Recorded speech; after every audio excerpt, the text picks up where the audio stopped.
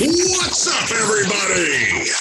It's the Sports Chasers Podcast, coming to you live and direct with your host and your moderator, Kevin L. Warren, along with his fellow podcast brothers, Dorian, the D.A. Alberton, James, the Angry One Warren, Mike Mills, and Daryl, D-Dub Warren. This is a real sports podcast for real fans. This is a sports podcast with no hot takes, no narratives, just real, unadulterated sports talk. Please hit the like button, subscribe, and share our YouTube channel, Sports Chasers Podcast. We can be found on all podcast platforms, plus all social media platforms by searching Sports Chasers Podcast. All information is in our bio. Please be advised, at times there may be some explicit and colorful language. We are the defenders of the fans. Now, here's your host and moderator, Kevin L. Warren!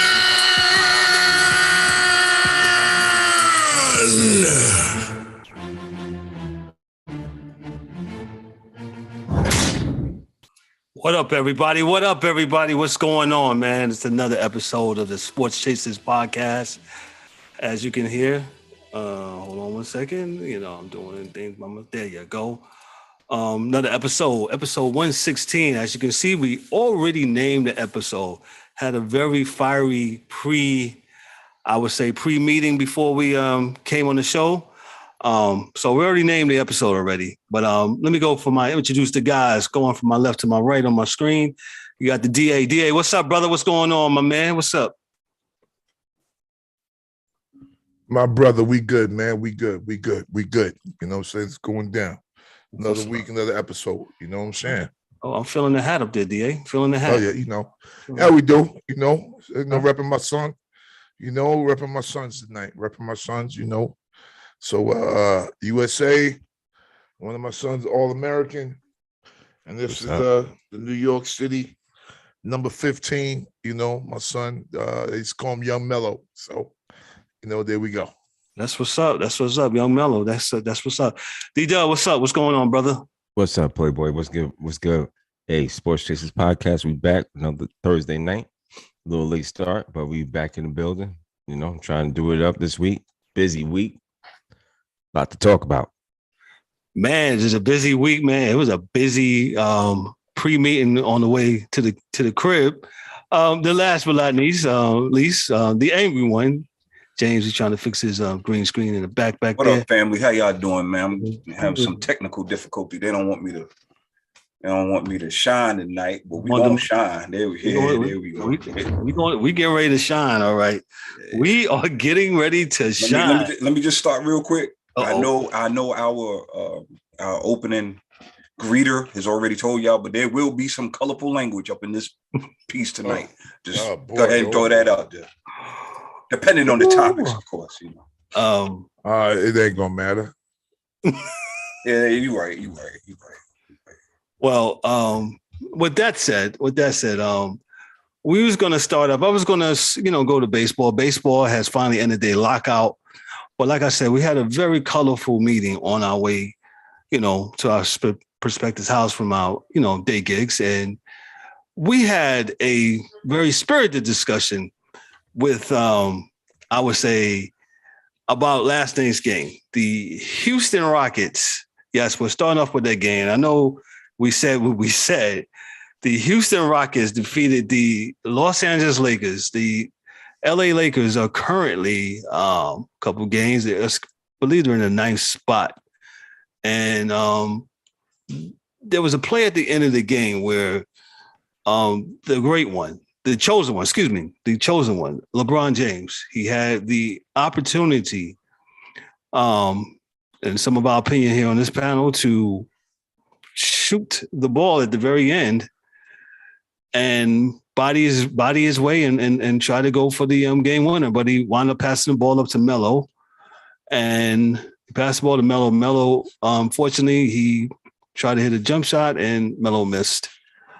And, Well, you know what? I'm just gonna go right into to the angry one because man, oh man, was he angry tonight? The angry one. Go ahead. Yo, man, I'm gonna just say this, man. For everybody out there that gave Ben Simmons hell, right? And rightfully so. Okay, they gave Ben Simmons hell for him making these that ridiculous pass when he had a clear layup. People say he was scared to go to the free throw line, whatever, what have you. I don't care. The fact of the matter is this: we are talking about the king, okay? The in some people's eyes, the greatest basketball player that ever lived.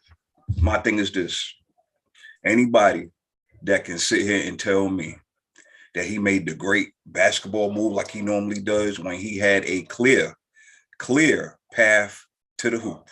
If he would have missed, I'm sure he would have got fouled. Okay. You was dunking on Houston here and there all through the game. Now, all of a sudden, you want to make this great basketball play. My thing also, okay, your team is struggling. Okay. You were supposed to be the guy to make everybody better, but yet you are still the man. You are the chosen one. That's what you have on your back, sir. Okay. You should have chosen better and went for a layup or a dunk in that game last night. Okay. Look, LeBron is probably one of the best decision makers that I have seen. Okay. One of them.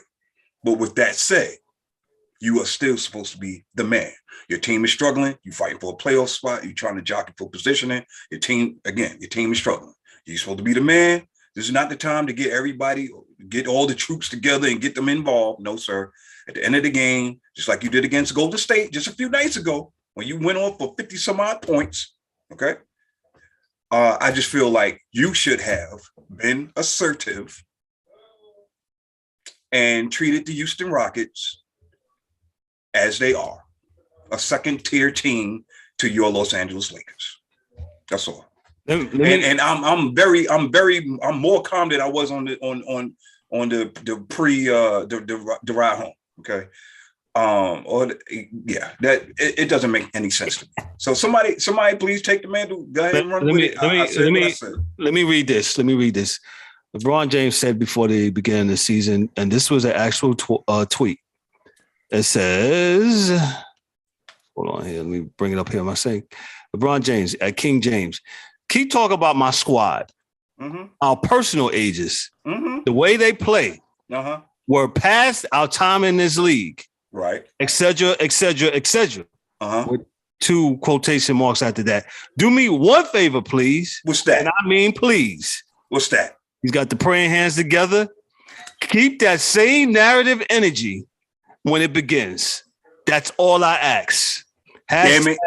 Thank you. And he's got a king emblem. And since the king asked, I'm giving it to you all season long, sir. I'm keeping that same energy because we told you here on Sports Chasers Podcast that this team was old, that these teams are going to run them out the gym, and it's showing. Sir, you are 37 years old. Nobody, and I mean nobody, Tom Brady, whoever, Michael Jordan, whoever, all the greats, you do not defeat Father Time. He scored 50 the other night. Where were you? Well, we were here, where was he? Should have saved off them 2 points. He should have saved 2. So he could have 2 last night against Houston. So they could have got a win. I'm keeping that same energy. And on the shop, you said, sir, you was looking for a LeBron hater. And I don't hate you because I don't know you. I really don't. I think you're a hell of a player. I really do. But guess what? I also feel like you're an underachiever. I put you in the same category as Shaq. So I'm going to give you all of that. You should have not 1, not 2, not 3, not 4, not 5. You, sir, should have 8 rings with all that shit you've been talking. So the floor is yours, guys. I'm done. DW, you seem to be drinking not tea, but whatever you're drinking, go next. Can I get a witness? Can I get a witness? Yo, dog, I said I wasn't going to talk about this guy, and I'm not really. But, again, the game don't lie. The tape don't lie. The team we've been watching, these guys are 9-20. What was their 9-21 on the road, dog? I mean, come on. This team is not good. And the only way if they get into the play-ins because probably New Orleans is not that great. So they'll probably make it to play-in, but they're gonna be in and out. So it's not, again, this is not what Laker fans envisioned. This is not what they thought this was gonna happen. And this is absolutely a flat-out embarrassment. I mean, you got to call it an embarrassment. And please stop talking about he delivered a championship. Listen, that bubble championship does not count because I'm going to say it since nobody else on the mainstream media outlets are not going to say it. So it seems like they're not going to say it, but everybody really knows that really knows that was that bubble championship. Everybody was not participating, and Mr. Texas Instrument knew everybody wasn't participating, and he came out with the ring. So, I mean, it is what it is. Absolutely, E. I agree with you. I had seen the play on the highlight, and I seen one angle. I was like, man, maybe, that probably was the right play. Then I seen another angle. I seen two more angles. And guys, he had a clear shot, clear lane to the basket. And even when he went around up and under, he still had enough to put a spin on it and lay it up off the backboard instead of passing it. That's how good this guy is. And don't tell me he can't do it because we've seen him do anything, any and everything in the world. So, I'm not trying to hear that. You could go ahead. Like I said, the Lakers are cooked. They done. DA, go ahead, sir. I'm not sure what we're talking about here, man. And we knew from the beginning that these guys were old. We said that. We knew from the beginning that the team was not constructed the right way. You got two ball dominant guys that can't shoot and not enough shooters around them. That went off early in the season when we saw that Carmelo was the only one getting off because he was the only shooter out there. To me, it wasn't nothing that we see now surprises me. You can't beat Father Time. There's been too many games, and I'm not a Laker fan or aficionado or LeBron James person either way to have researched how many games they were winning at half and lost at the end of the game because they're old. These young teams run them down by the end of the game. How many times we talked about, we watching the game and the Lakers are winning, and then we go to bed and wake up the next morning and the Lakers lost. Why? Because they're old. These young boys is running up and down the court, man. You watched that game yesterday, and I didn't watch it. I didn't watch all of it, not at all. But you guys got to know when you looked at the highlights of everybody on Houston had a highlight dunk, going past somebody, blow by, and go get it. You're like, wow, so what happened? What exactly was going on the defensive side of the ball? Nothing. They're too old to stay in front of them. Frank Vogel is a defensive specialist. Stop. Yeah, I'm not. But he's not Jesus, and he can't make old people young. And he can't play either. He's not on the court. You put the team together the way you put the team together. Period. And who put that team together? LeBron James. Thank you. So, and I say that because that's well-known facts that he puts these teams together. Like, we're not going to let you say in the offseason that he put this team together and give them credit for winning when they haven't won yet. And then when it doesn't happen, say, oh, it's Rob Pelinka. No. Come on, we're not going to do that because we heard the narrative ourselves the whole summer of how he put this team together. Mm-hmm. How he's, working with the guys and Clutch is doing this and we've got this. Like, what exactly, would be, it can't change now. So that's one of the biggest problems I think most folks have with the LeBron James apologists is that it can't change now. Like, you can't start, so they used to keep that same energy. This is that same energy. We can't have that same energy of people giving you props for bringing in Russell Westbrook and this guy and that guy and Montrez last year and this guy. And then when things don't work out, we can't, we got to be able to call you on that. Correct. Because if we can't, then you can't get both. I'm not giving you both. All right. So we're not going to do that.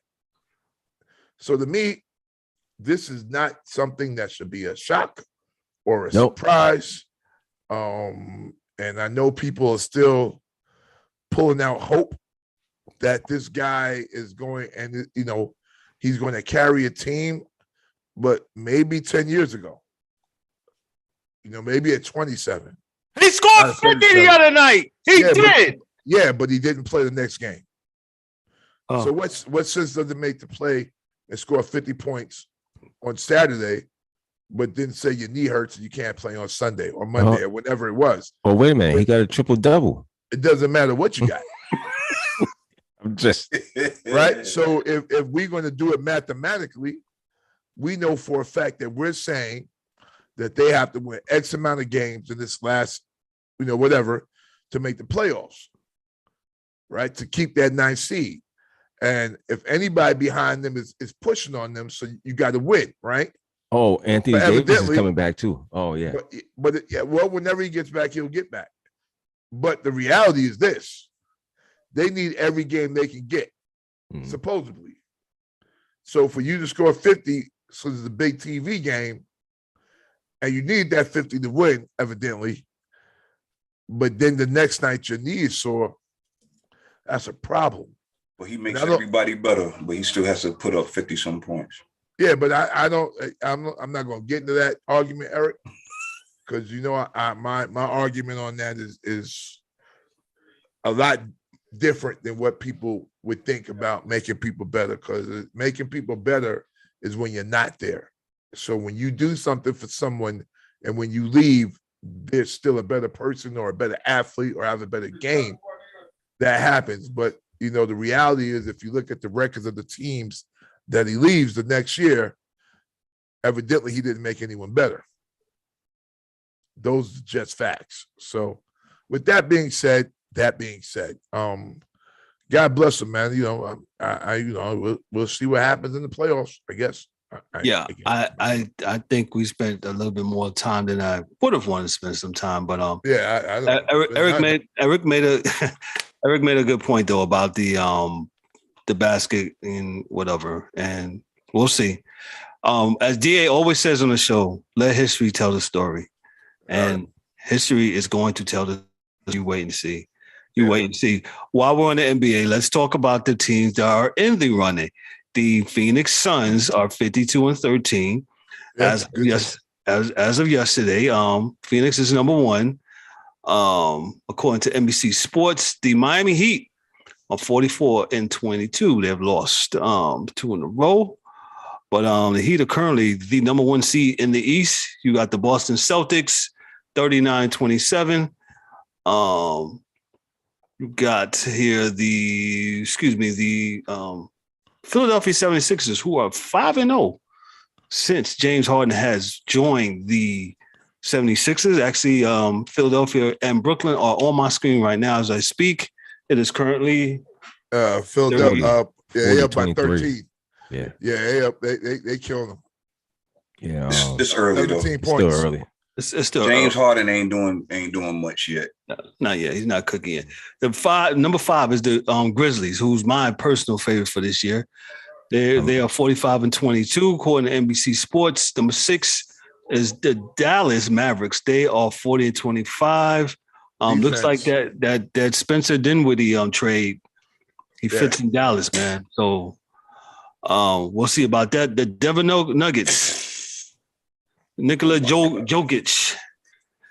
They're at number 7. The Milwaukee Bucks like I think D-Dub said it last week, they were sneaky. They just laying in wait. And we'll see what's up. The Bucks are currently at 8. The Utah Jazz are 40-24. They're at the number 9 spot. Number 10, you got the Warriors, the Golden State Warriors, with a return for Draymond Green to be on Monday, this coming Monday. So we'll see. And that's our top 10. We'll start with the DA. DA, what'd you think about a top 10? Anybody that to you? It's a good top 10. I don't have any problem with anyone in there. It's unfortunate the most dangerous team is playing right now, and that's the Brooklyn Nets, which is the most dangerous team of any team going into the playoffs. I don't really see a team as dangerous as that. I think it'll be a good playoff. I think the one thing with the playoffs is if you're not like super star hot as a team, the old guys are going to get you because they're going to wear you down. And, when you play somebody 5 nights, 7 games, the older guys usually, can not saying old guys, older guys. Right. So we'll see what happens with Memphis, the Chicagos, in those teams. And, you have to look out for those older teams kind of walking them down towards, the end of the playoffs. So it should be very interesting, man. I look forward to it this year. A lot of young talent, a lot of teams that it seems this year that there are teams that deserve to be there and the real teams are there. Whereas last year we had a lot of teams that had like 1 year off, lucky years and got there doing some. Now it seems like these are real hard body teams in there this year. So it's going to be a good playoff, man. It's going to be a good playoff. Okay. D-Dub, what you got for me? Yo, where was the Boston Celtics on that list? I'm sorry. According to NBC Sports, I think next week we're going to just do our own. Boston was number 3. Okay. They should be up.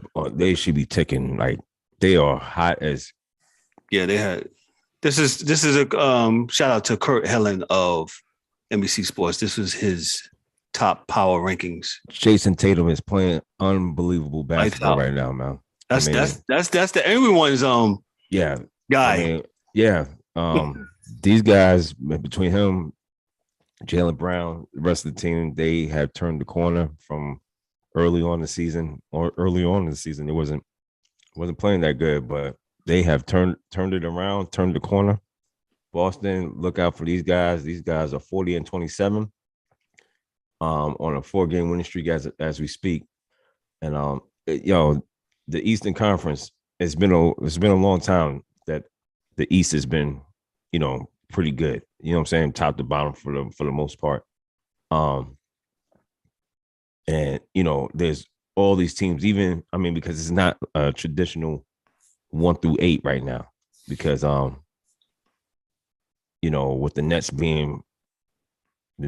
had the injuries, and they are 33-33 with the AC, but AC in the conference, but then it's not the traditional type of conference, but it's going to be very, very interesting, man. These guys are playing good basketball, and it's going to be exciting to watch down the stretch and going into the playoffs here.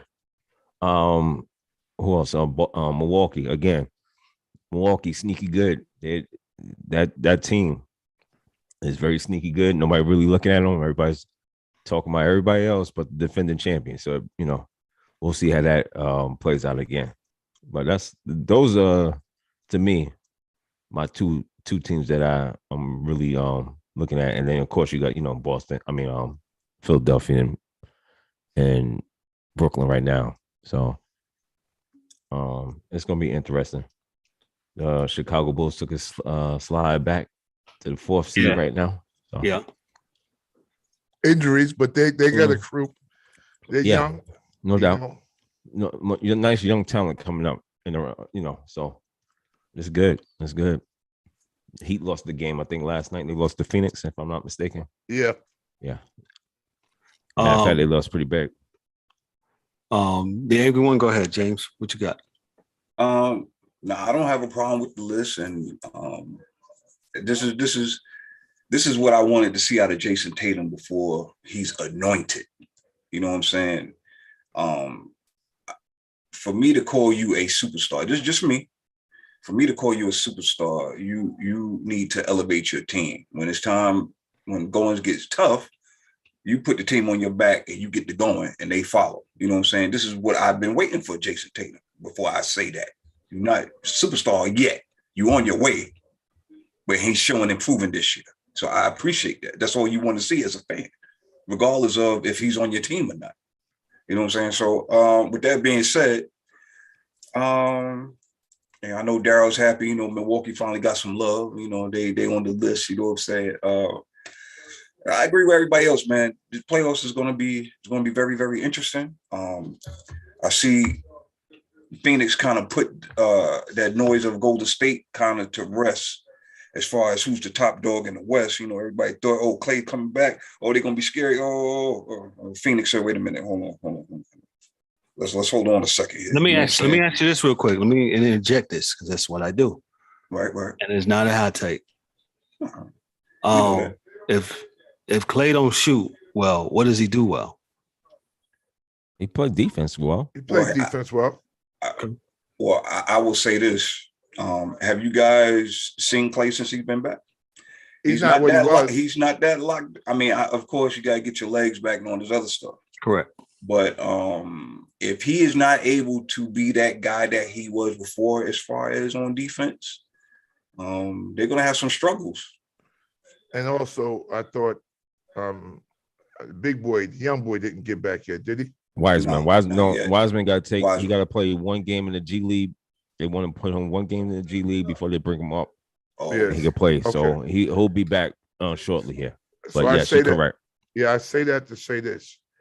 That 7-footer can erase a lot of things in the West. So absolutely. If Clay, and Draymond not there. Yeah, if those two are not there, you know, they can cover. So, you know, if and I think that E is right. But if Clay is not 100% right on the defensive end, then yeah, at least you can cover up. But they still got the nuclear bomb when it's ready, though. You know what I'm saying? But Phoenix also has guys, they have long, skinny guards.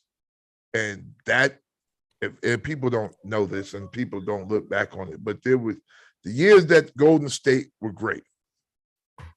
There was one team that wasn't great at the time, always beat Golden State. It was the Milwaukee Bucks. Tell you why. They had long, tall guards. Always gave Golden State trouble. And I noticed it. I mean, I'm talking back when my man Jabari Parker was playing in Milwaukee. Right. It was Thon Maker, Jabari Parker, and Giannis. And young in Giannis. The front was Middleton, and Holiday wasn't there. What's it? The guard that's in what you call him now? New Orleans. Bledsoe. Yeah.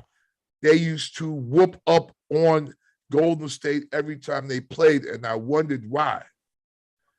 Eric Bledsoe. So I saw what the teams look like. So you got long guards and guards that attack. And that was all it took. Because what happened was you made, you know, Steph play defense, because that's what Bledsoe's going to do, right? And you had to keep Clay on Middleton because Middleton could shoot.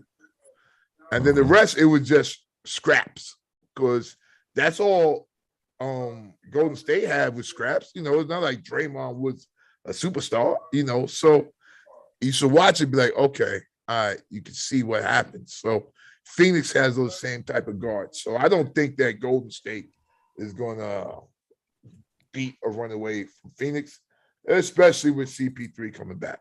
So I just want to say real quick, just want to give an honorable mention.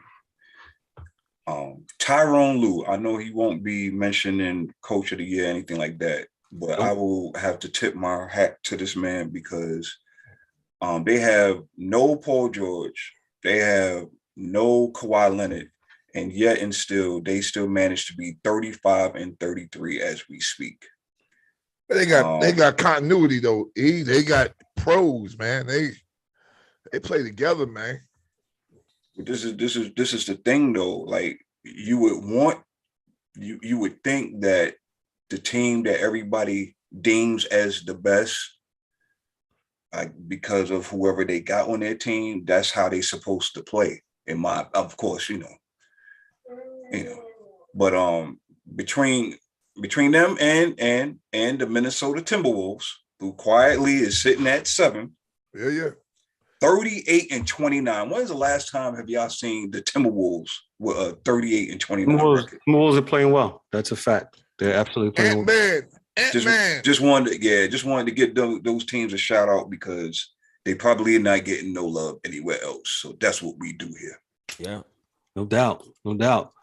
We're going to move to what I thought was going to be the first story of the of the evening. The Major League Baseball, it's unlocked. The players, the MLB Players Association and the owners have come to a collective bargaining agreement for the year 2022. The guys are probably going to get mad at me, but I do need to read some of this stuff just to give it some context. So in the words of DA, act like we at on 42nd and at the 42nd and Deuce. Go ahead, DA. Say it. Read. Oh man. So this is from Hannah Kaiser. She writes for Yahoo Sports. Just going to briefly read what she said. 9 days after Commissioner Rob Manfred canceled opening day and over 3 months into it, owner implemented lockout, Major League Baseball and the MLB Players Association agreed to a new labor contract Thursday afternoon in their New York City office on Park Avenue, ensuring a full season and averting the most catastrophic consequences. Let me just interject. When the players struck in 94, that was a wrap. And they needed what? They needed steroids to, bring it back. So a frenetic close to the frozen free agent period and a condensed concurrent spring training can now ensue. And on the other side of those, opening day on April 7th, the 2 missed series will be made up as a double header in season and 3 days tacked on at the end of the regular season. So let me give you some of the particulars. The collective bargaining agreement that will govern owner and players' relations for the next 5 years represents a concerted effort by the union to close some of the loopholes by which teams have suppressed salaries in recent years. Let me go down to the nuts and gravy. The more visible changes were not what bogged down the bargaining for months at a time, but the baseball that returns to the field this summer will feature a universal designated hitter. Bravo. About time. 50 years. And a 12-team postseason. I don't like that. You play 162 games. Gee whiz.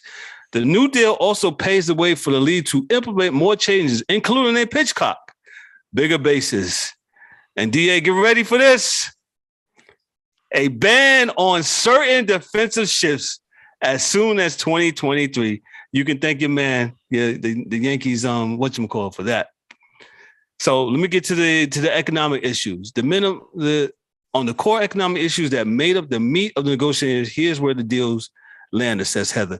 The minimum major league salary will rise from $570,000 in 2021 to $700,000 this season and escalate to $780,000 by the end of the deal. A $50 million bonus pool will be distributed annually to the most productive players who haven't reached arbitration. A draft lottery, a la the NBA, but with fewer picks involved for the top 6 picks will be instituted as part of an effort to discourage tanking. Thank God. Teams will be eligible for draft picks incentives if they promote top prospects for opening day, and rookies who finish in the top 2. I lost my place here because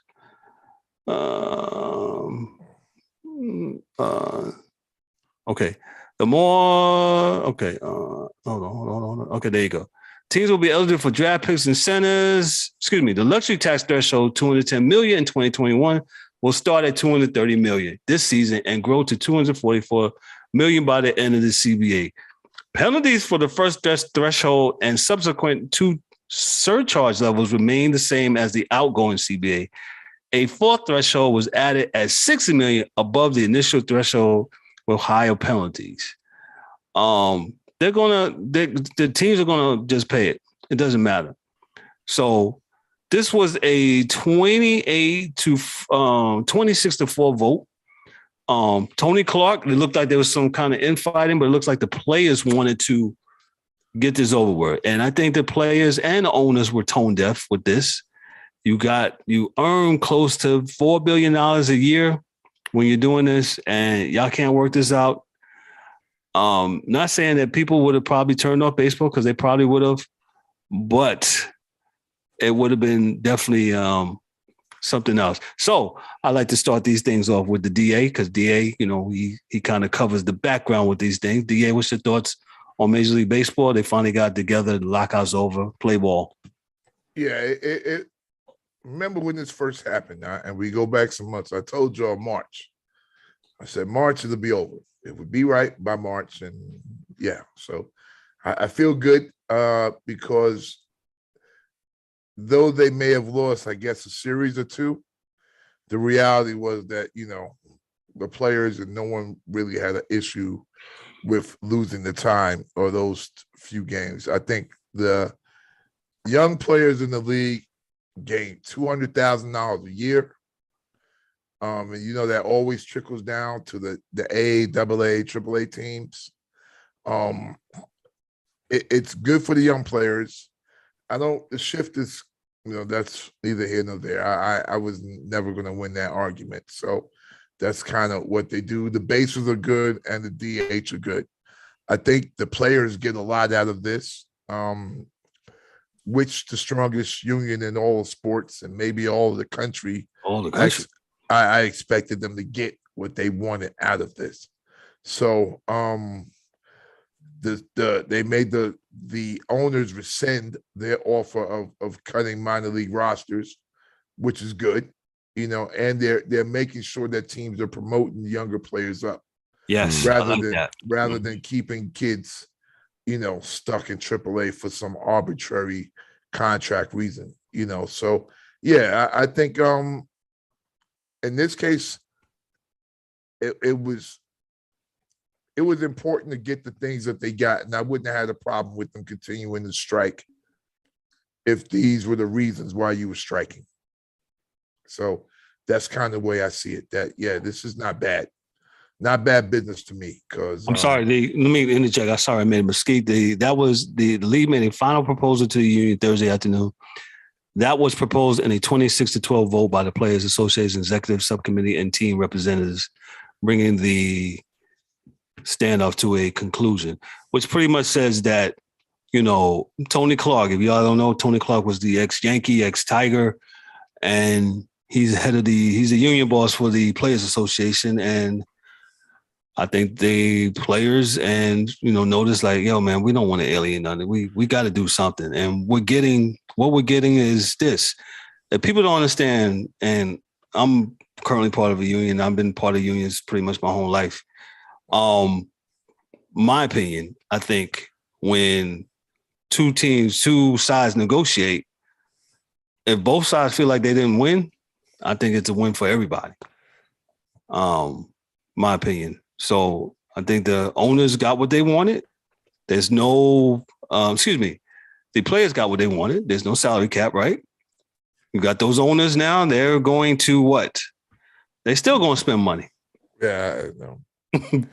So I don't want to hear anything. Yeah, I didn't see how that was part, Yeah.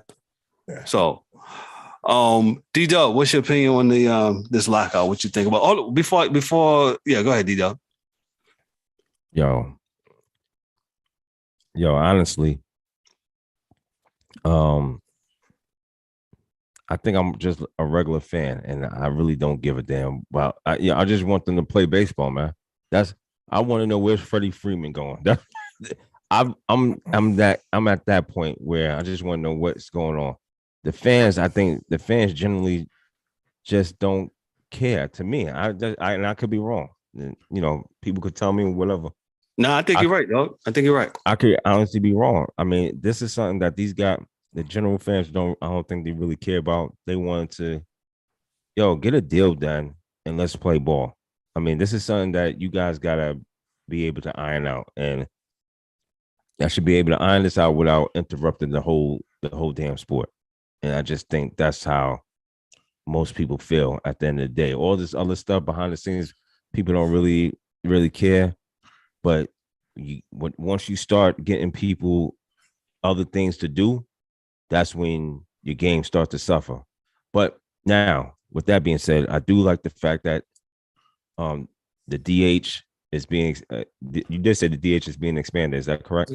As of this year, when they play ball, the DH will be accepted in both leagues. The DH originated in 1972, and now 50 years later. I don't know why it took 50 years, but it's in both leagues now. I've been a strong proponent of that. I was like, some people, baseball purists, don't like it because it's the strategy of the game. I get it. Y'all don't bunt anyway no more. So exactly. The shift. Get it. I got it. Wait a minute. Let me banter with you with the shift. Yeah. And I don't understand why they don't make these players hit the other way. Look, Kevin. I think you living in yesteryear, man. You might be living in the past because at the end of the day, these casual fans and these people want to see runs. They want to be entertained, and that's part of the reason why they Major League Baseball doing it. I don't really understand the whole expanding the making the bases bigger. I didn't hear what was the. Well, I've been reading on that. They said that because of injuries, they wanted to make so I think that's a player safety thing, and I agree with that. Okay. I agree with that. I didn't understand that. I didn't get it from them, but the shift is just getting on my nerves, and I mean, I get it. I'm living there yesterday. You're right. Yeah. I'm living there yesterday. You living yesterday. People want to see they're not going to hit the other way. They're not. People want to see offense. They really don't want to see that laying the bunt down. People want to see you hit the ball.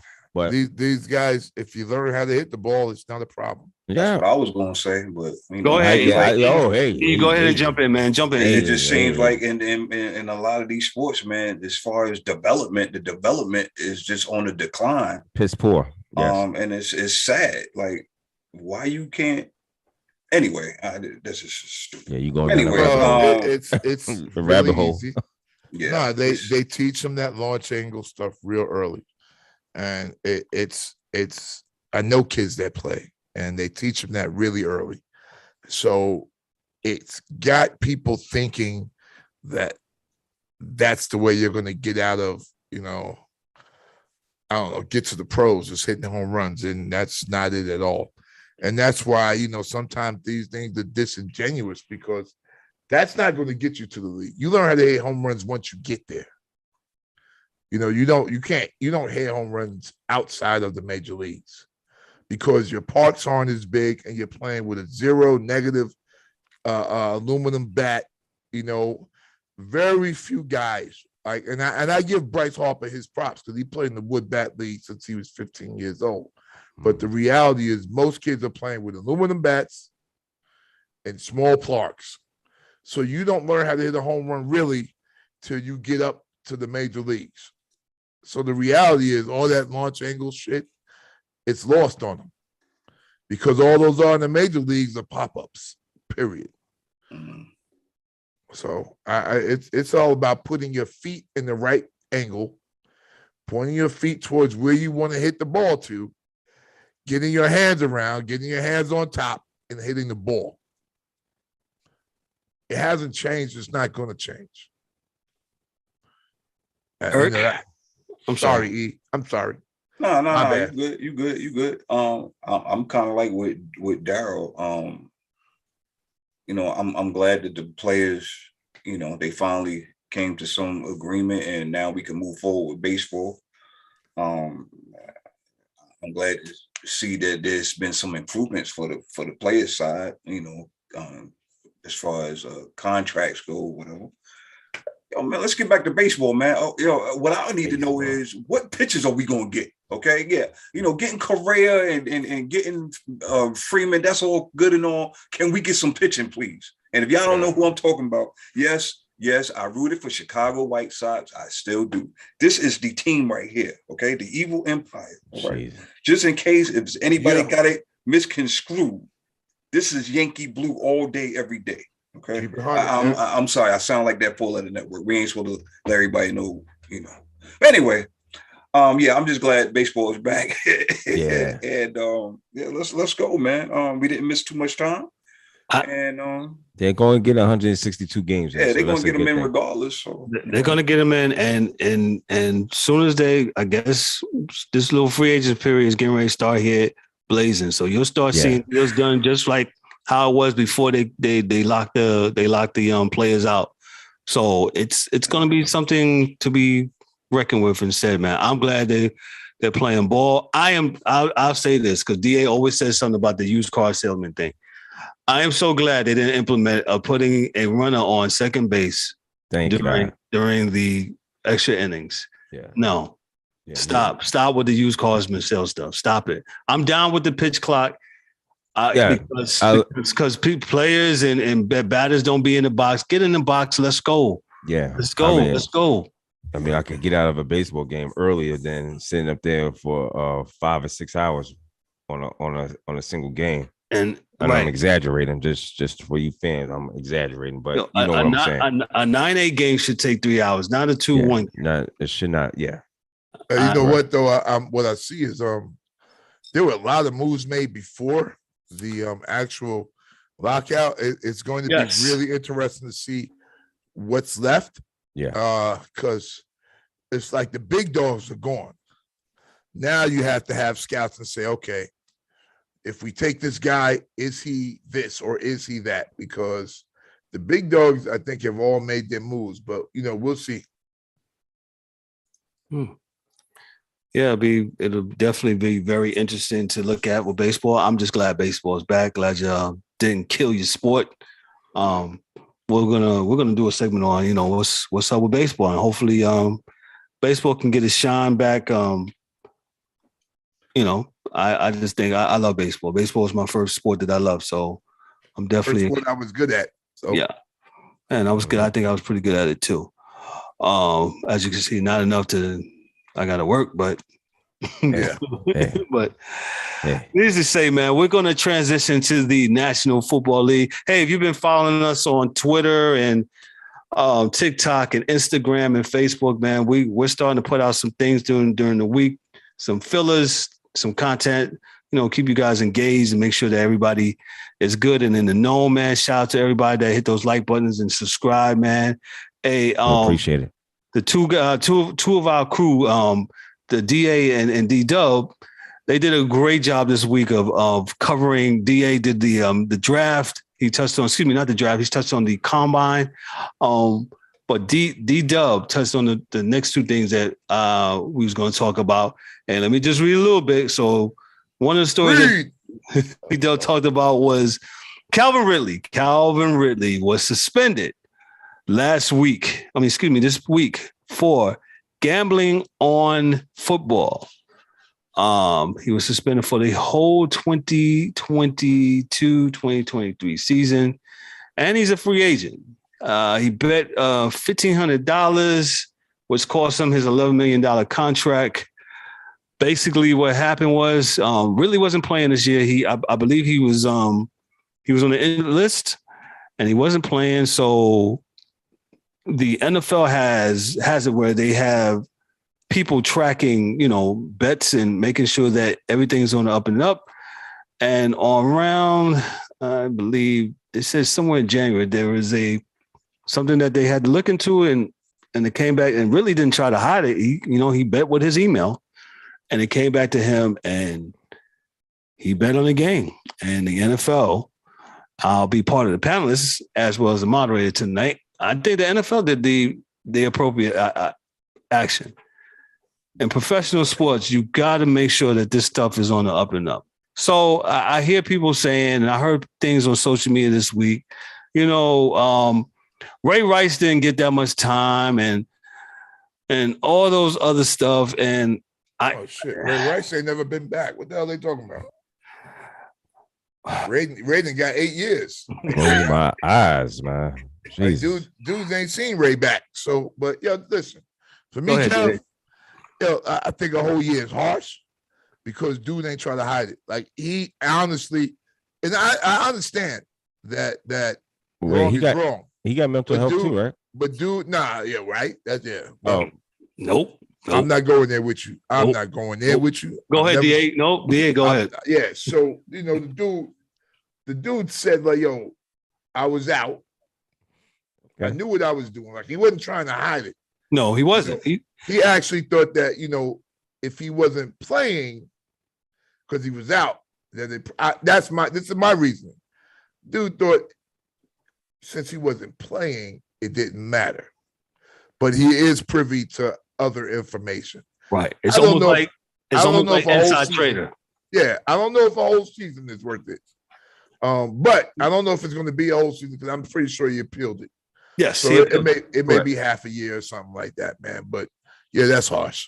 That's pretty harsh. How much should he have gotten? Half a year. How much Pete Rose should have got? None.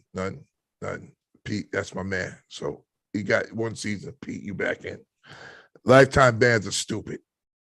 Wow. What the fuck does that mean? If you didn't murder anybody, you didn't kill no one, you didn't physically harm another person. The integrity of the game. I don't give a fuck. Are you talking about a game that half of it, and this is my game, where half of it is played with a league that wouldn't play against people of my color. So I can't abide by anything else you say. You know what I'm saying? You trying to baseball is trying to quicken up to get dudes back into something. So with the Pete Rose thing, they can miss me with that. I just think that the NFL, when it comes to these types of matters, they always go too hard at the reaction and they don't go hard enough with the prevention. So, you're reacting to something and you're doing it as the NFL without any legal, your judge, jury, and executioner. And that's just not good for anybody, for you to be laying out punishment. You need to because my thing is this, man, and it's hard enough in this country for a black man, all right? Well, let's have a situation. I'm gonna be going. I'm gonna be out the door on this. Where if it's legally wrong, then it's legally wrong, and I can get punishment for being legally wrong, right? And then I can have punishments for being wrong within the company. And then there are 2 different things there, but those are 2 different levels of punishment too. If I hit somebody with my car, that's one thing. If I bump into someone on the elevator, that's something else. So we can't, like I said, there was a dude in the NFL that hit somebody with their car in Miami, accidentally, got a manslaughter, and played the next year. That's it for me. Dropping the mic. Think about that. I totally agree. I'll always say things like, "What's my man Hunt in Kansas City, but now he's playing for Cleveland. He got time off and he was never found guilty of it. And the cops, and the investigators said here NFL nothing happened, and they still suspended him. Same thing with Zeke. So the NFL, I don't understand how they don't get this discipline thing of they can't be involved in the discipline. They got it. Roger Goodell got to get out the discipline business. And this is, I'm talking too much. D-Dub, go ahead. Yo, I'm just going to say he's lucky I wasn't the commissioner. I would have gave him 2 years. I would give him 2 years off the rip. Okay, why D-Dub? Sir, this is definitely in the collective bargaining agreement. I don't care if you did it out front and dog, you got to know the rules, man. You got to know the rules. No, you didn't kill nobody. We got to stop comparing, criminal stuff to stuff that, it's policy. And basically, he just violated policy. He violated policy. That's all I'm saying, D. I'm good with that. Okay, he violated policy, right? Now, the policy he violated, he gambled on the game. Now, for most people that know, you can't gamble except for boxers. We know boxers. Floyd used to do it all the time. Bet on himself. But with him, like Kev, like you said, it's like inside trading. You can't bet on your own game. Now he could bet on everything else outside of the game of football. Okay. So, what happens? He just got caught up. He got caught up because everything has a digital footprint. So if you think you're doing something and you're doing something online or anything like that, please believe it will be found out. Here's what the NFL policy says. All NFL personnel are prohibited from placing, soliciting, or facilitating any bet, whether directly or indirectly through a third party or any national football game, practice, or other event. So you know what that says to me? That says to me, if I was a player, man, I'm not even betting on no game. I'm not doing. But this is the same guy that was out.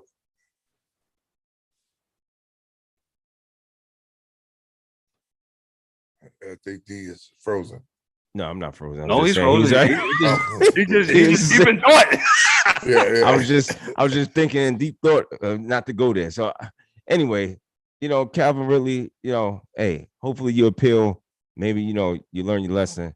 Don't bet on your games, man. It's not worth it. You lucky D-Dub is not the commissioner. Jeez. Yeah, boy. God damn. Yo, you 2 years. You 2 years. Sit it down, bro. You need time to reflect and think about what you done here. Yes, sir. Yo, go ahead, E.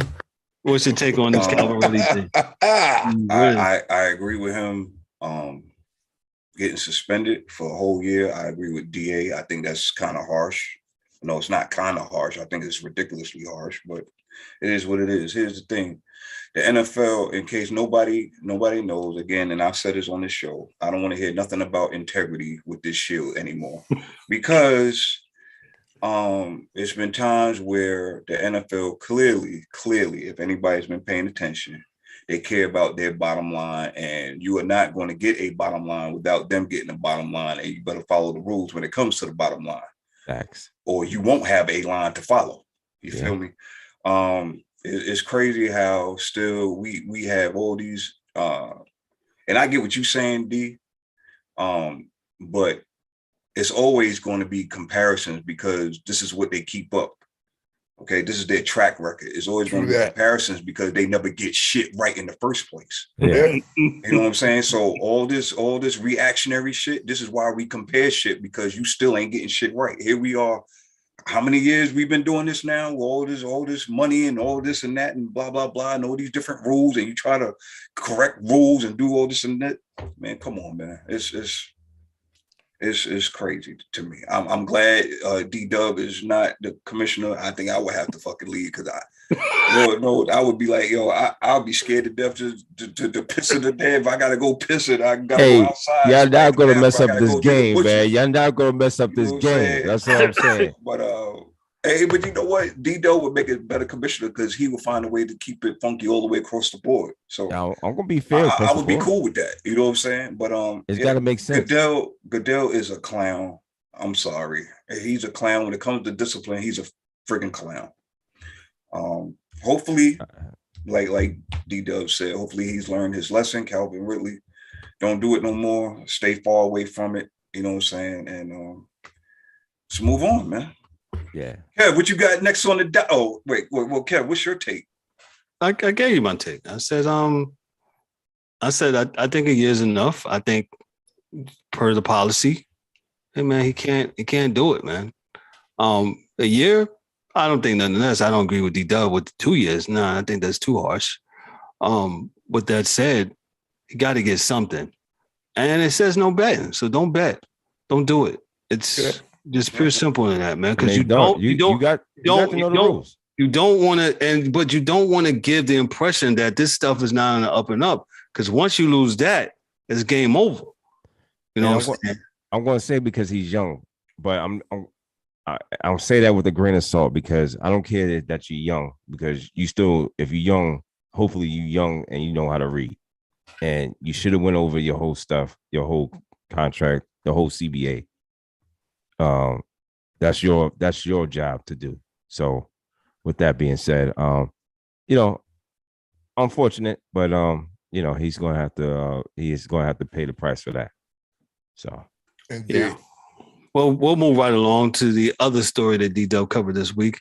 Aaron Rodgers has agreed to a 4-year, $200 million deal that will make him the highest paid player in National Football League history. According to the NFL Network's Ian Rappaport, the deal includes $155 million in guaranteed money. So Rodgers, after this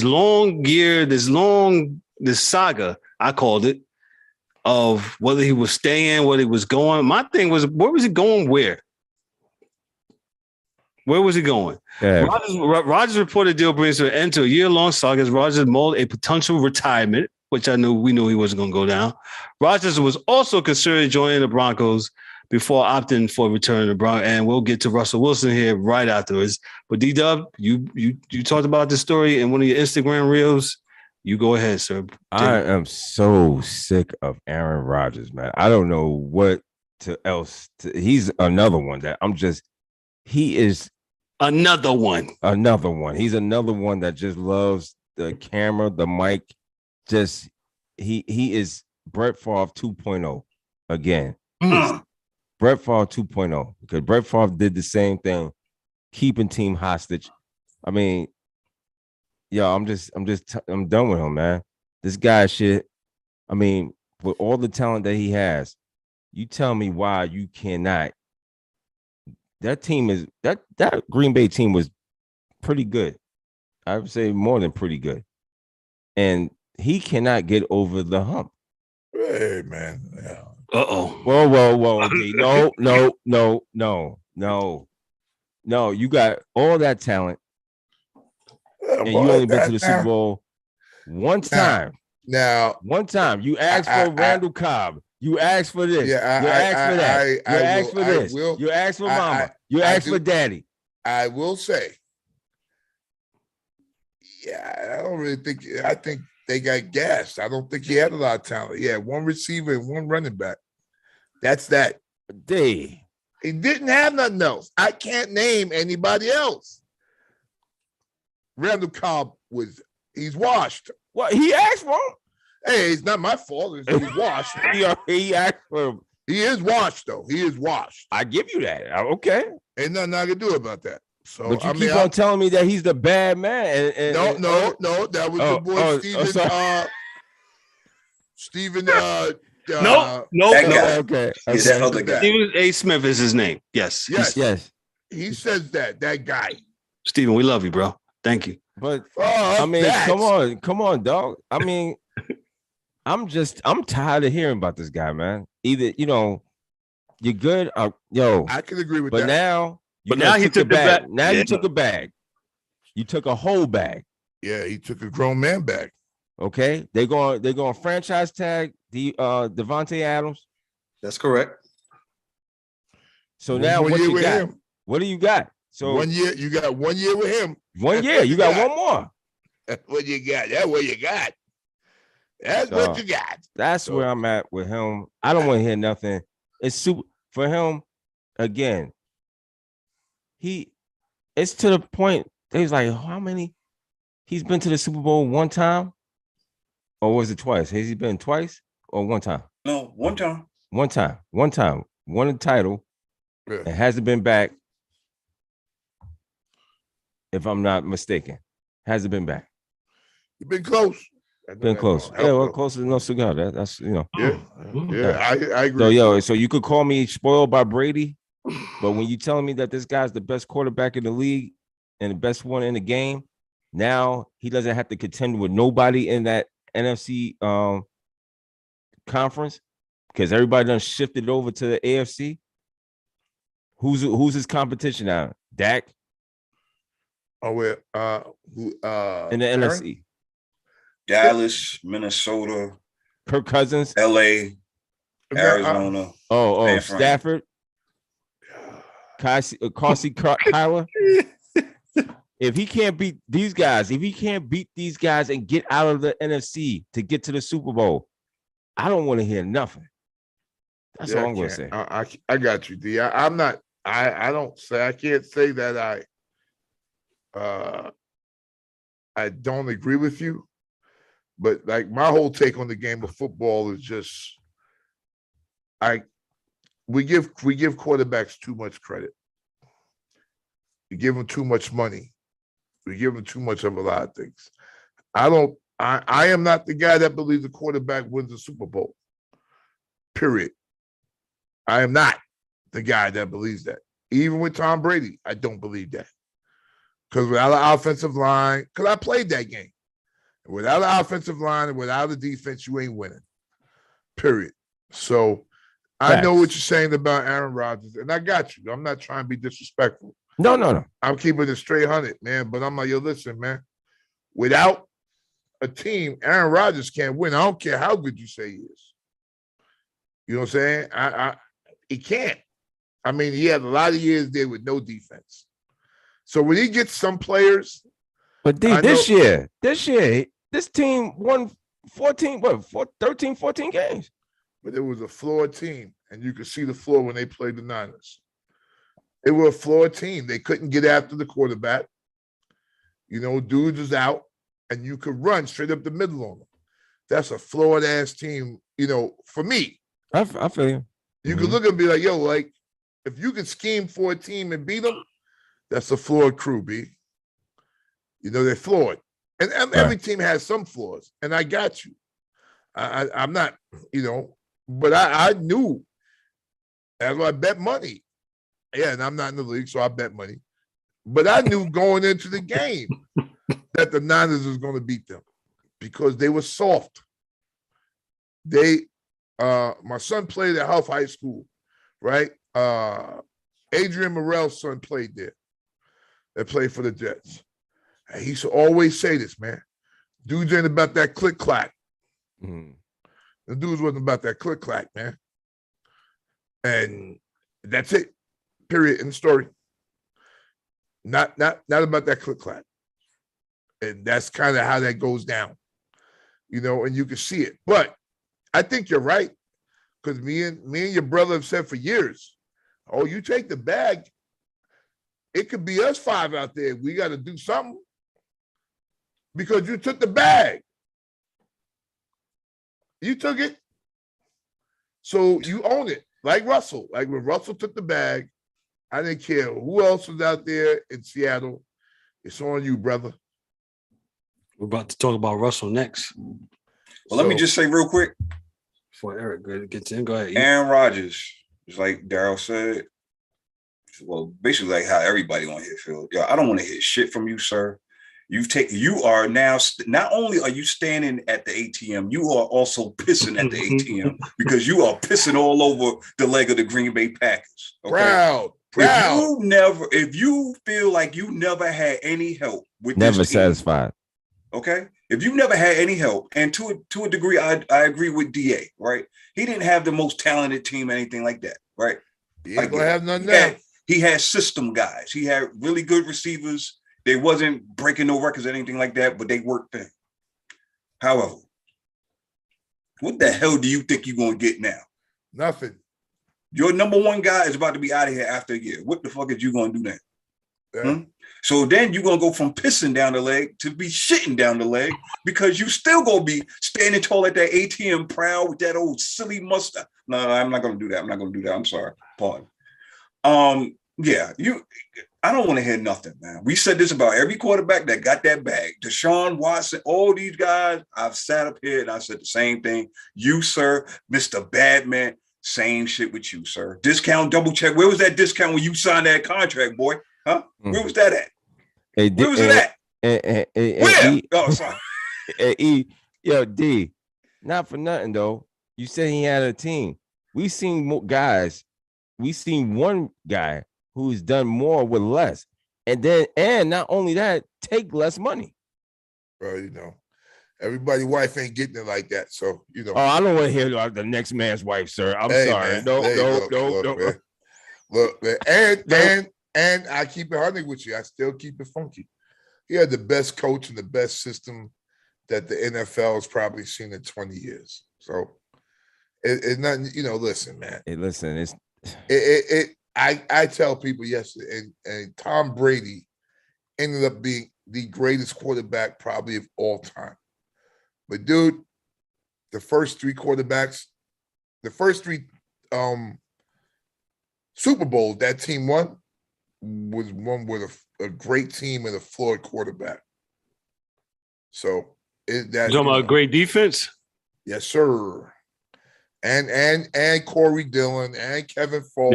Yeah. And all those running backs that made some good running backs there. Yeah, good durable running backs that man. They was good. They wasn't Hall of Famers, but they was no, but they didn't need to be. No, that's the thing. That's they his point. Need to be. Well, and they had a defense. And they had a defense that was all world for all. I think the first 5 of their Super Bowls, from Brewski to my man on NFL Network with the Jerry curl. Listen, D. And Aaron Rodgers has been at home and can't win at home.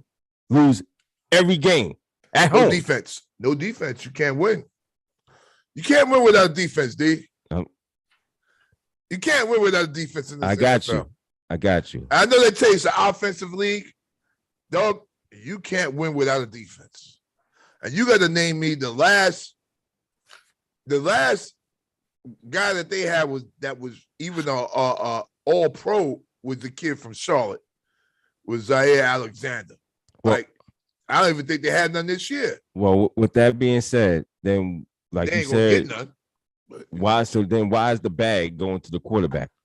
I've been saying that for years. So why is the bag going to the quarterback? I don't know. And this is a perfect example because of the CFs.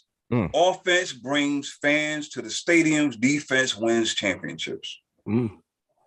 That's correct. Correct. I can't argue that one. I've been saying for years. I don't know why everybody. So I mean, from what gives them too much credit. The conversation we having, I don't know why the quarterback is getting this, because he's clearly the best quarterback in the game. Yes. That don't look, man. Dan Marino. Dan Marino was the best quarterback for a very long time, man. Didn't win. Even when John Elway was getting to the Super Bowl. You know what I'm saying? Like, no, Dan Marino was still the best quarterback in the AFC. By far, he might have been better than Joe Montana. And that's my dude. I keep it funky. The best don't mean you're going to win.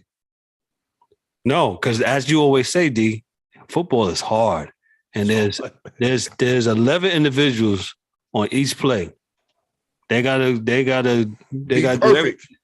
do everything in harmony, kind of like a choir, right? You got the altos, sopranos, and tenors, and that stuff got to harmonize. Correct. Yeah.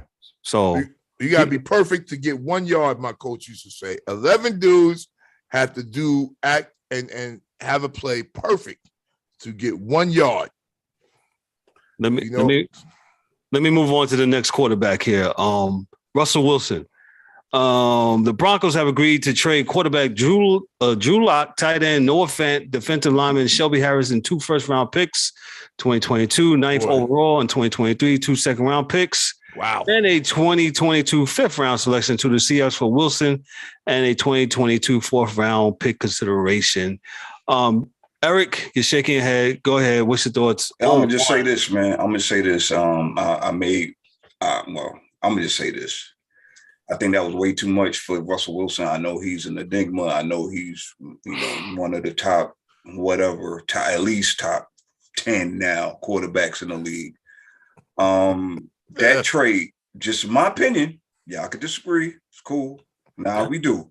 It is in the comments. That trade only makes you maybe the second best team in your division. We're not even talking about the conference. Facts. Oh, sorry. So for Denver to overpay like that, I after I sat down and really thought about it, you gave up way too much, dog. And he may be in his prime, maybe 4 or 5, maybe 4 or 5 years, maybe. You gave up way too much, in my opinion. I love Russ. He's a competitor and all that.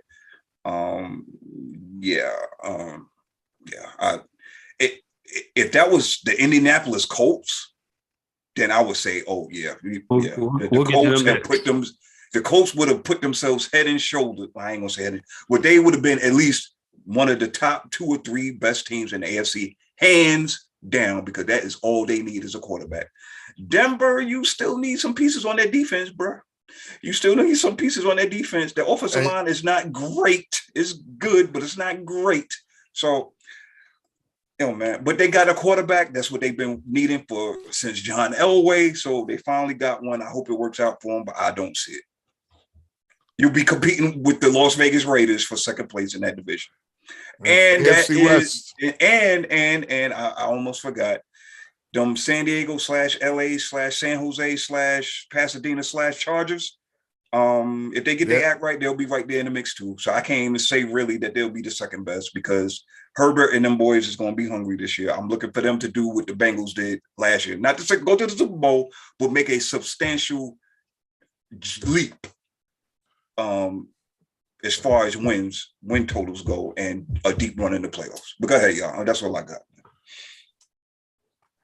Yeah. D-Dell, what you think about Russell Wilson? Yo, man. I'm with E, man. I think this is the biggest fleece job by opposing team as far as trading. I mean, my God, 5 draft picks for Wilson. Wilson's good, but I'm not. If it was me, I'm not willing to give up 5 draft picks. So now, here you going to the draft. What do you have? What is your surrounding? You gave away Noah Fant. Noah Fant was good out of Iowa. He's been 2 or 3 years in the league now. Yeah, tight end. I guess they're gonna go free agency route, because that's all you got. Well, if you and furthermore, so what do we talk about? Denver was 7-10. 7-10 coming off this season. So they're right there on the cusp. No, you're not, sir. You're right. Oh. 7-10? I'm not. Come on, Kev. I mean, what was their signature win? The Cowboys? The Chargers? Well, remember, everybody talked about them when they was 3-0. Oh, look out for Denver. Yeah, well, I guess so. You could beat up on the Vikings, Seahawks, Rams, and the Rams wasn't even the Rams at the time when they played. You know what I'm saying? So, and they beat the Giants 27-13. So I'm like, come on, man. I wasn't really impressed. Yes, all the gas. I'm not really impressed, and I don't think face. Get the gas face. Russell Wilson is just going to add. He's going to bring fannies to the seats. Hey, well, that's all it's about. That's all it's about. And I don't see.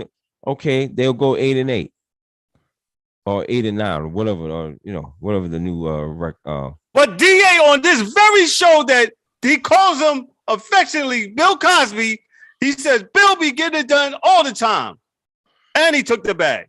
Yeah, and he took the bag. He took the bag, man. I was really shocked that that Denver was on his list. I could have sworn I heard.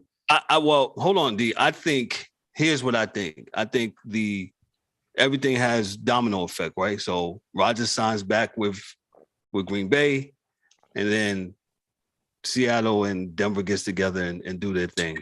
I think that's what happened. I think it was a domino effect. So, yeah, what you got on this? Yeah, I'm not. I'll go with E. I agree. I don't think it was a great trade. I think it was a lot given up. We'll see what happens. He's in the AFC West. That's kind of hard, man. But you know, Russell's never scared of a challenge, man. So I give him a lot of love for that, because he's not going. He ain't gonna punk through no challenge. But yeah, that's yeah. Yeah. I thought maybe he's a weed head first. You know, he wanted to go out there and smoke some weed or something, but nope. Bill's still Bill. So I got nothing. I don't know why that happened. I got nothing. Yeah. Well, we'll go on to the third quarterback transaction this week that was made notable. Who is this? The Washington Commanders. My family. The Commanders got Carson Wentz and a 2022 second round pick. The Colts received 2022 third round pick, a 2023 third round pick that escalates to a second round pick if Wentz plays 70% of his snaps, a 2022 second round pick. James Eric. Ain't that your team, E? Ain't that your Yo, man, I'm so glad I jumped ship from this fucking wreck of a team long time ago. Okay, damn. Yo. That was the mailroom. You was with Washington, man. Though, right? You was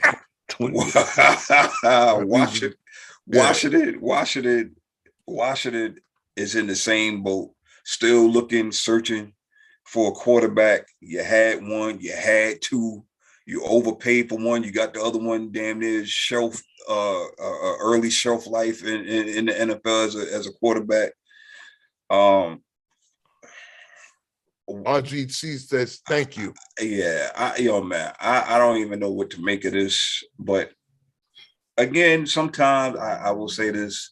Sometimes guys need a new environment. Oh, come on, man. Hold on. I don't know what environment it'll be for Carson Wentz to play well again. I don't know. But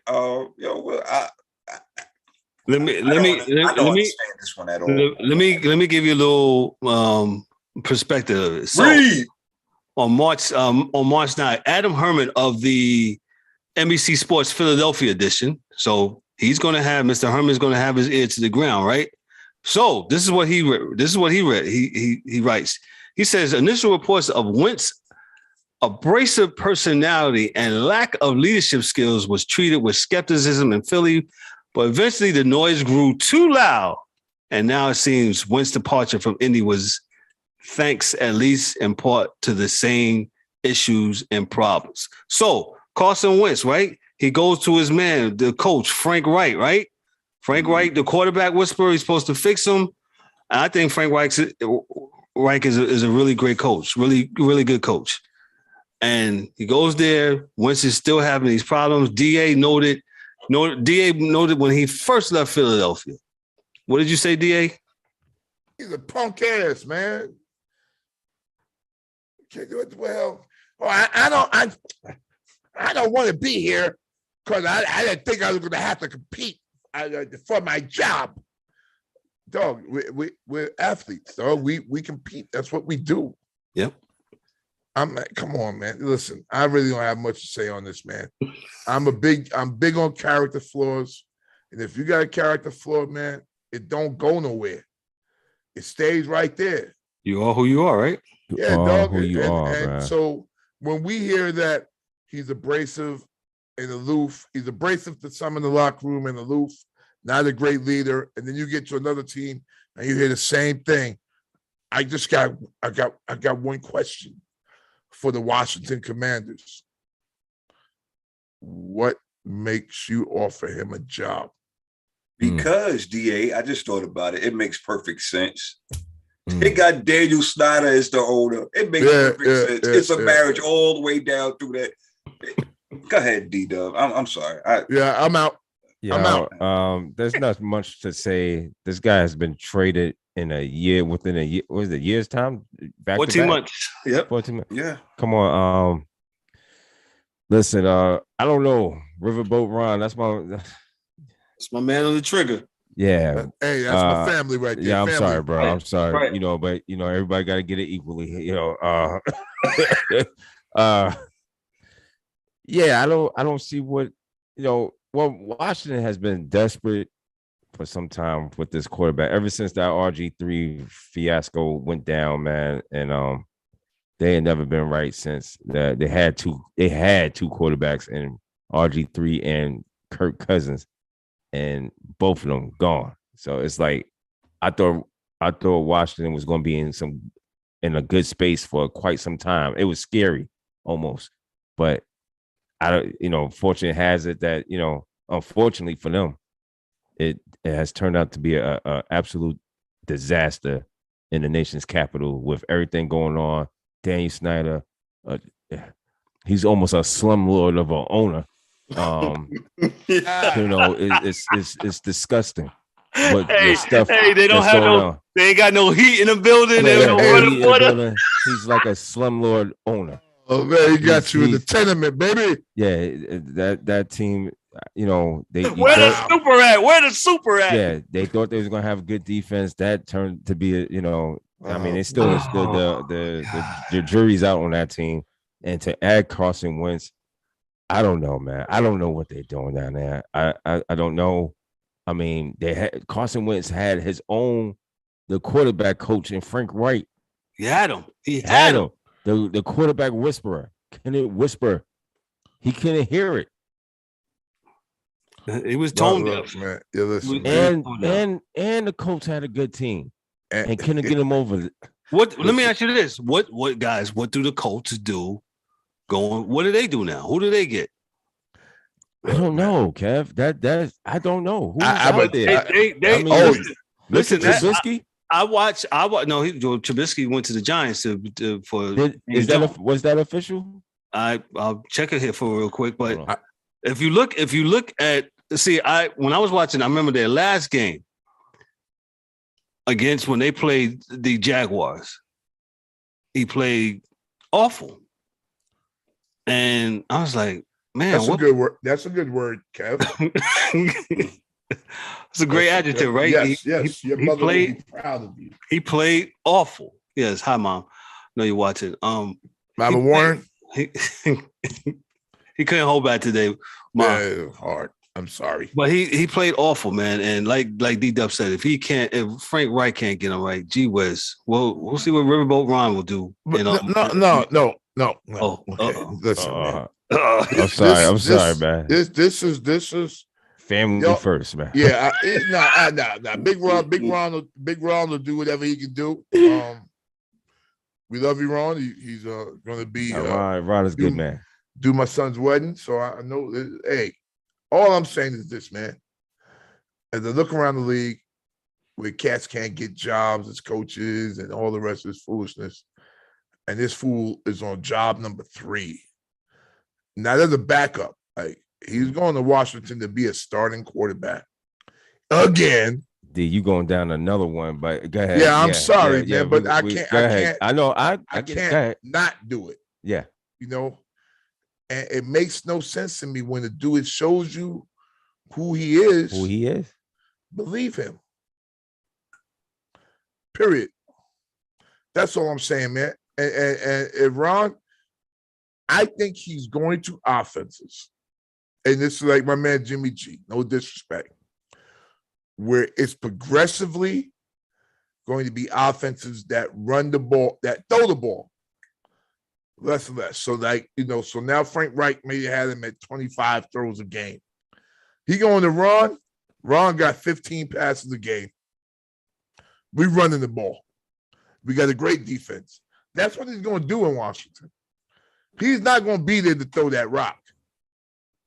Like I can tell you, Jimmy G, he ain't going nowhere to throw the rock either. If he goes to Pittsburgh, it's going to be the old school Pittsburgh Steelers.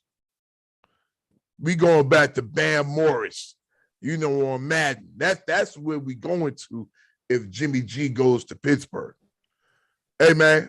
Hey, 5 throws. You're going to see my man Tomlin like this. 5. 1, 2, 3, 4, 5. 5 throws. Any more than that, you come sit next to me. All right, go ahead. That's what it's going to be, man. For this offensive league that people that sit behind chairs across from Joy Taylor have been telling you for years. It's an offensive league. Throw the ball. Da-da-da. Okay. homie. Man. So football's about to heat up with the free agency period. Also, the draft is coming up here next month. Lot to get into, but we'll see about this. So our last story tonight, not last story, so I should say, but our last subject of the night is a pretty much feel-good story. And this one's pretty personal for me because I but I did connect it. Last night in Florida, in Ponte Verde Beach, Tiger Woods was inducted into the Golf Hall of Fame. Woods' induction into the Hall of Fame has long been decided, and it's easy to see why. Not only does the 46-year-old have 15 major championships and a record-time 82 tour wins, he tied Jack under his belt, dating back to his first win in 1996, but he completely changed the sport. Until he came along, golf just wasn't cool. And I can tell you this. Let me just read a little bit more. With this. Oh, says here, and this is because I want to give people the credit. This is Ryan Young, writer from Yahoo Sports. And Ryan Young also goes on to say that players' purses increased when Tiger came on the scene and Tiger started dominating Sundays with his red shirt and black pants. Tiger is the reason why I started playing golf, why I have a pair, golf clubs in my garage, and I hack wherever I can on a nice sunny day. Tiger Woods is the reason why golf has increased in popularity. He's a flawed individual, as much as all of us are. He's had some bumps in the road. He had some personal bumps in the road, the thing with his wife, the thing with the car crash. But when he came back and when he won the Masters in Augusta a couple of years ago, I was so rooting for him to do good. And I'm glad when Tiger Woods plays golf and he plays golf on Sundays, hey man, it's must-see TV, man. That's all I gotta say. Shout out to his daughter Sam. I don't know if any of you guys saw it. Yeah, she killed it, man. She was excellent. Killed his Hall of Fame speech, meaning that she made him cry, man. Shout out to Sam for that. Elwich Tiger Woods, man. He's the man. He made it cool to freaking play golf. And one of the reasons, he is the reason why I play golf and try to dress like him and all the manners. I couldn't shoot like him, shooting in the hundreds. But Tiger Woods, man. D-Dub, what's your thoughts on Tiger Woods, man? This is real good. Shout out to Tiger Woods, man. Hall of Famer, man. Tiger Woods, man. What can you say, man? This guy's he revolutionized the game of golf. And made them get the bag. Yeah. He totally, even though when he faced discrimination. Yes. Things like that. So he wasn't even able to play in some country clubs. Wouldn't allow him to play. Just shout outs to him. But again, you see a guy who transcended the sport. He's a trailblazer. So kudos to him and all that he's done for the game of golf, and even to make it to get it back into, like, golf has always been popular amongst the elites, but to make kids to pick up a golf club and swing it and understand how to play the game, kudos to him. He made it every man's game.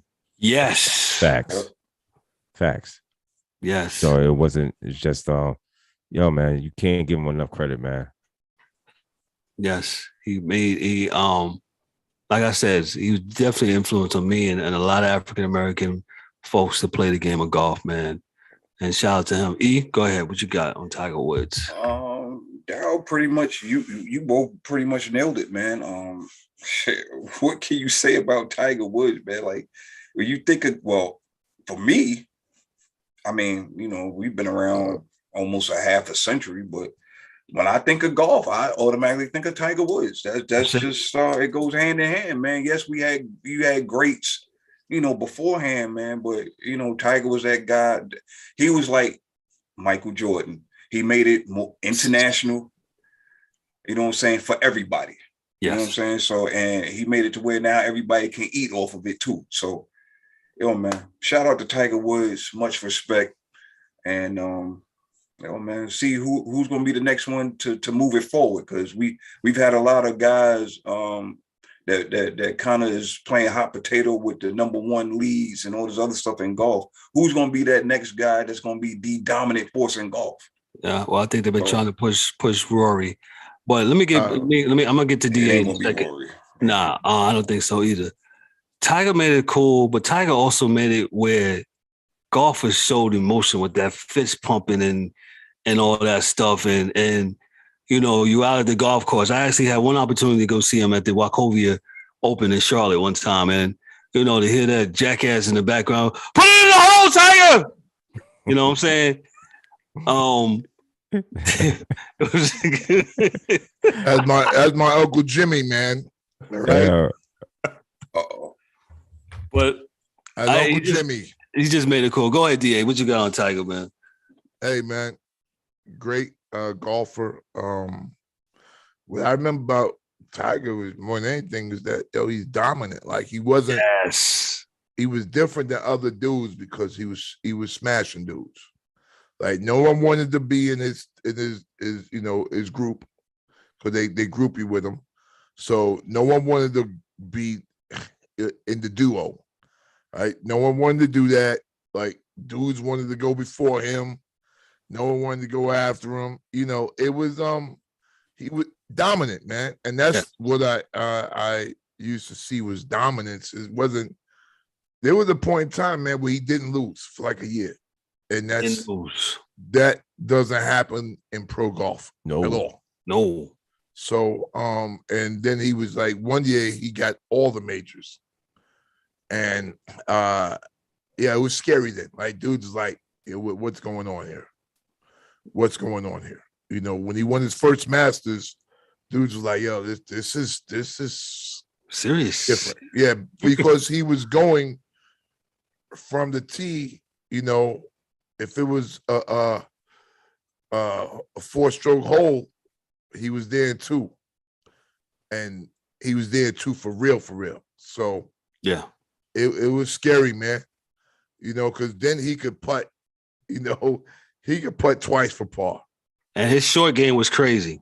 So, he has I guess he's still playing. He hasn't said it was his future plans, but Tiger's back in his heyday, his short game was crazy, man. His long game was crazy too. Yeah. Well, everything was crazy. He was dominant. His putt game, his putt game was something else. Man. And something just came to me. I maybe this is, and if I had Tiger Woods on, I'd be like, Tiger, why did you wear red and black? Because you know, same round time, him and Mike were playing together. Hey, I'm gonna tell you why. You want to hear why? Go ahead. He said, "Cause with the keys." Only New York gonna know what that is. Get it with the red. Yo, you stupid. We said we're rolling in a pink caddy. The golf course with the keys. Tell him, brother Jay. The grand verbalizer. Y'all ain't know Tiger Woods was the grand verbalizer. All right. Yeah. What time is it? Grand verbalizer. The guys are on it tonight, man. He's crazy. Tiger's he's also the youngest player to complete the career Grand Slam, which he did in 2000 at age 24. See, I told you. And is the one player to win 4 straight majors for the Tiger Slam. Like DA said, that year he didn't lose at all. He just went out there and just smashed, dominated. And like DA said, you hated to be in this tour and you hated to play in front of him because you would hear the roar of the crowd and back at him like, oh, play it through. Play it through. Here he comes. Like, you know, you couldn't let up. And I just think, you know, golf was one of those things you saw on Sunday, you turned it. But now when he was on Sunday afternoon, it was much watch TV. You had to be there, man. So shout out to Tiger Woods, you know, Hall of Famer that he is. I wish him all the best. I hope he's healthy enough to come back and play some more. He's had some injuries going on, but hopefully he'll be back to play some more and give us a little bit. And if not, you know, he can just do whatever and open some more golf pro shops and do his thing, man. Do his thing. And very rich. Be an ambassador for the game. Yes, he's extremely rich. Yes. And get healthy. And get healthy. Get healthy, man. Mm-hmm. Hey, guys, we had an awesome show tonight. Awesome show. Very good show. Hey, go ahead. Kevin, let me get a real quick rundown before you. Go ahead. I'm sorry. Off things that we missed. Khalil Mack is being traded from the Chicago Bears to the LA Chargers. As we all talked about, MLB is set to open April 7th. The New York Knicks, Cam Reddish is out with the right shoulder injury. Hockey Hall of Famer Willie O'Ree joins the Boston Pride ownership group. I don't know. That made news. Also, let me see. Yeah, I think that's about it. Anything that's newsworthy.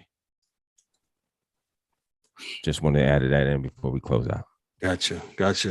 Part shots. We'll start off with the angry one. Angry one, since you started off this fire of the night. Go ahead, man. What you got for me? Yo, man. I'm gonna just say this. As always, great show tonight. We had a little bit of spice up in here because of said player and said careers and said things of that nature. You know what I'm saying? We keeping that energy all night long. Anyway, as always, great show. Mike Millie, Primo, we miss you, man. See you next time. Yep. You know what I'm saying? Shout out to Dan, the hockey guy. You know what I'm saying? Shout out to you, sir. You know what I'm saying? And yo, man, as always, y'all know how I do. Look out for your fellow man, woman, and child. It costs you nothing. Gas is here in North Carolina, where I'm at, is $4.29 a gallon. Yet doing a good deed costs you fucking nothing. So with that being said, salute to everybody out there that's trying to make a difference. And to those who ain't, salute. There you go. DA, what you got, brother? Yeah, everyone. Thanks for having us. You guys take care of yourselves. The gas is expensive. Guys are going back to work. So like he said, let's kind of be a little bit more civil because you haven't been around the people in a while. So you know, on your bad habits from just being home by yourself. Right. So let's all work together. Let's watch sports. Let's get more involved in them, and let's try to understand them a little bit more. So, yeah, that's it. That's it, guys. Thank you, everyone. D-Dub, what you got for me? Yo, great show, good energy, loved it all. Shout outs to all. Dan, the hockey man, Mike Millie. Yo, no doubt. Everybody that's behind the scenes, doing what we do. We appreciate everybody. Also, guys that is listening, please like and subscribe. If you know somebody, tell somebody. You know, we're trying to do this from the bottom up. Tell a friend. Tell a friend. We're trying to do this from the bottom up, man. We're trying to, do some things. We're trying to get in our own lane, do something that where everybody else is doing one thing, we're trying to do something else different. As far as how we talk about sports. And now I'm not debating nobody. We're just going to lay out the facts, and that's about it. And we love to hear from you guys, not only my opinion, but I would like to hear from somebody else also to see where they coming from. And that's about it. Kev, we did good show as always. So see y'all next week. Thankful for everybody. Thankful for the guys as always, man, bringing their energy and just grinding through the week. And my part shots is just really something simple. Just make sure you take care of each other. Look out for your fellow man. Please like and subscribe our YouTube channel. Please do that for us. We trying to get to that blue check mark. Like and subscribe all those. Trying to be rich. all the other social media. Shout out to Dave Chappelle. Instagram, Twitter, Facebook, TikTok, all that stuff. Please like and subscribe. Also, we're on every major podcast platform. Shout out to our new partner in crime, Poditize, for putting our stuff out there. And we out here doing it, trying to do some bigger things, as D-Dub says. So expect some big things coming up here in a few weeks. We're gonna we're going to implement here on this show, and things for you guys to look at, man. We'll keep you abreast of that, man. But keep looking. If you want a fresh, and I'm gonna put this infomercial out here. This 30-second infomercial. If you really want something really fresh, and you want a different look at sports, and you really wanted a how can I say this, a different perspective where, shout out to those that debate, but we don't debate on here. We have a really good discussion about sports. As D-Dub says, we lay out the facts, man, and hey, let it roll where it's at, man. Yes, we do have spirited sometimes conversations, I call it, but debating, that's whatever. If you do it, that's fine. We love you. And that's cool for that, man. But debaters on our social medias. All our social medias is all over everywhere. Debaters down in the YouTube comments section will debate you there. But as far as our platform, just like our host and moderator just said, man, we give you the facts and we give you our perspective based off those facts, and we keep it moving. Sorry, Kevin.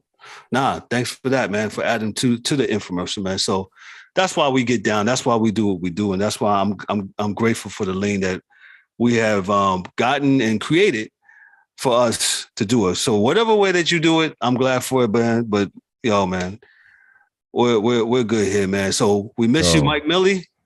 You have something to say, D-Dub? Go ahead. So with that being said, if you're tired of being programmed, come join us so we could tell you. Get out the matrix. Come on out the matrix. Get out the matrix. That's it. Take the red pill. Holla back at us, man. Mike Millie, we miss you.